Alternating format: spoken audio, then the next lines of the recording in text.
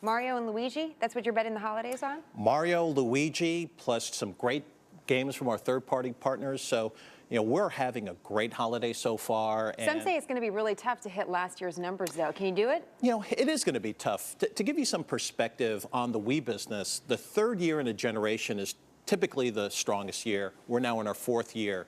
And last year was a record year for the Wii hardware business. So it's going to be really tough for us to lap those numbers. But we're having a great holiday season so far. So what's next then? As you look at the lifetime of this hardware, when do you have to reintroduce or introduce a new product to keep the consumer fresh?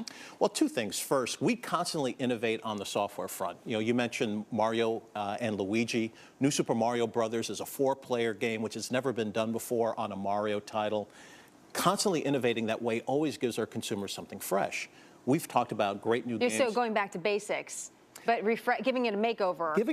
Making it fresh, making it new, and making it exciting for the consumer on a software front is what keeps them coming back and buying more software. So I'm going to start playing one of your games on DS. I'm not familiar as much with this one. Zelda, I believe is it. So I'm just going to go ahead and do that. Adam and Tyler, if you guys want to jump in on the interview, because I'm your core customer, right? You are a key part of our customer base. The key customer base is a woman. You get 80% of all women shoppers out there. That's correct. Does that give you some confidence in the gaming to know that maybe women are jumping on board here? Yeah, I think it's great. But I'm more interested in knowing. We were talking offset about. I first remember the Atari. Then you were really revolutionary when coming into gaming and some of these different games that were introduced. But now it seems like demographics have really changed to maybe start looking at opportunities with age groups that are older. So I'm wondering, as the industry looks at demographics, how you can capitalize that, moving forward. Sure.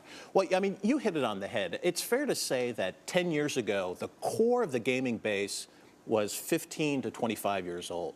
Well, a couple things have happened. First, those consumers have gotten older. So wanting to make sure that we continue to speak to them as they've gotten older, very important. But also, from an overall demographic basis, by ignoring the consumer 25 plus was a real missed opportunity for the gaming industry. But so this game just told me, by the way, that my driving is not as good today, Adam. I must be nervous because I'm seeing the princess. That's what they told me. I'm seeing the princess. I must be nervous. Here's my question in regards to that. Okay, take me, for instance. I played these games when I was a kid. We were just reminiscing about the old football game where it didn't even have images. It was just the light that would go over, when you would pass. Any chance of that stuff coming back to get someone like me to play again? Because other than the Wii, which I really don't do anything, I'm a lost consumer. How do you get someone who's over 40 to come back to you? Well, a couple things, right? First, in terms of current games, there's a lot of great games targeted toward you to get you playing Wii Fit Plus, as an example. Stand on a balance board, shift your weight. Right. Great way to get back into gaming. We also have on the Wii platform what we call Virtual Console. So all of those great games that you remember, the original Mario game, the original Zelda game, we have available for download. Sure, but the top-selling games out there, Call of Duty, for example, very violent, graphic games that seem geared mostly towards teenage boys. So how do you compete with that?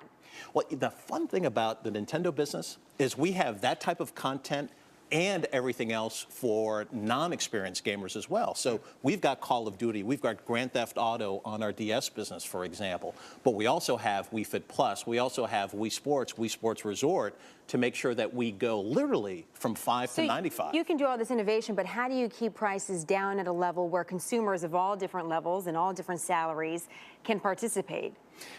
We're fortunate. We've got software everywhere from $20 to $50 out there for all of our products.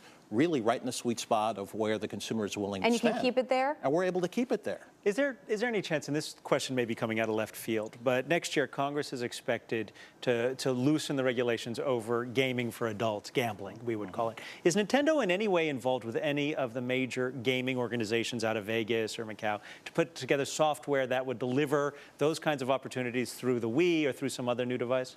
That part of the gaming business really for us doesn't hold much interest. And it's interesting because in Japan, for example, where our parent company is based, there's a lot of that type of gaming, literally borderline gambling type of activity. But for us, we just don't find that interesting. What we do, we like putting smiles on people's faces versus frowns when they lose. in that type of experience. And so, we don't see that as part of our business model. They're telling me to try again and get to the castle. I don't know. I don't know if Zelda's really my thing. Tyler, you want to give that a shot? Yeah, right you need there? to get the magic sword.